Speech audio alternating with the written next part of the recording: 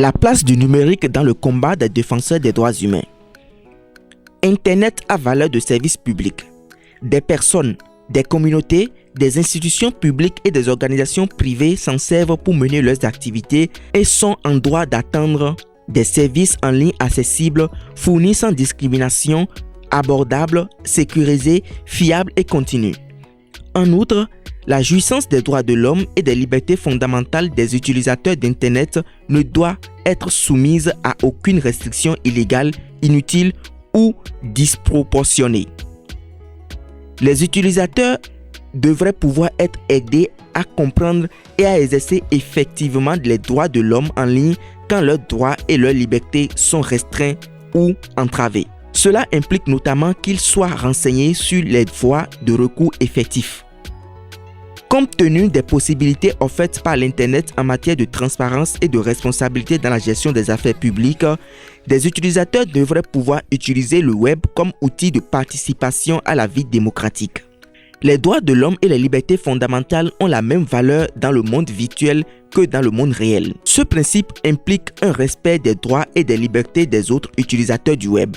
L'accès à l'Internet est un moyen important pour exercer ses droits et ses libertés ainsi que pour participer à la démocratie.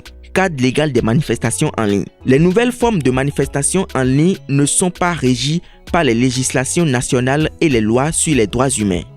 Il existe peu de dispositions légales autour de la définition de ce qui est considéré comme une manifestation en ligne officielle et de ce qui ne l'est pas.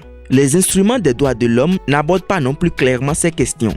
Comme beaucoup de constitutions, ceux-ci protègent explicitement la liberté de réunion pacifique et donc le droit de tenir des manifestations pacifiques et légales. La nuance entre réunion et association en ligne. Les libertés d'expression et d'association s'appliquent peut-être mieux au monde en ligne dans la mesure où elles sont exercées par le biais des métaphores, de discours, d'impressions et des réseaux de personnes. Pour comprendre le thème de réunion en ligne, on applique la métaphore de réunion ou de réunion physique. Il est néanmoins difficile d'identifier exactement quand quelque chose devient une réunion en ligne plutôt qu'une association ou un ensemble de communication. Censure et fermeture des communications sur Internet. La restriction de la libre expression et de la libre circulation des informations sur Internet est une tendance globale. Les dénonciations en ligne de la répression sont souvent censurées ou interdites, ce qui va à l'encontre des standards des droits humains et leurs auteurs risquent leur liberté et leur sécurité. L'impact de la violation de ces droits est d'autant plus fort dans les États sans protection solide des droits humains, mais tous les États sont toutefois tenus de faire respecter les normes universelles accordées sur les droits humains internationaux. Une autre menace à la liberté d'association et de réunion est la censure en ligne.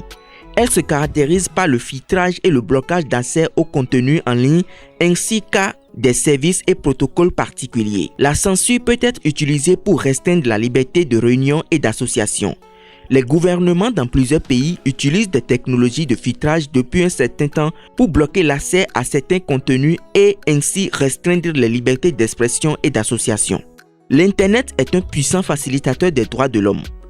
En tant que moyen de communication, les libertés favorisées par le web pour exprimer des idées, se connecter et s'associer aux autres et exercer notre créativité et notre innovation humaine sont sans précédent. Ces libertés sont des éléments essentiels de l'autonomie et de la dignité personnelle ainsi que des droits de l'homme élémentaires.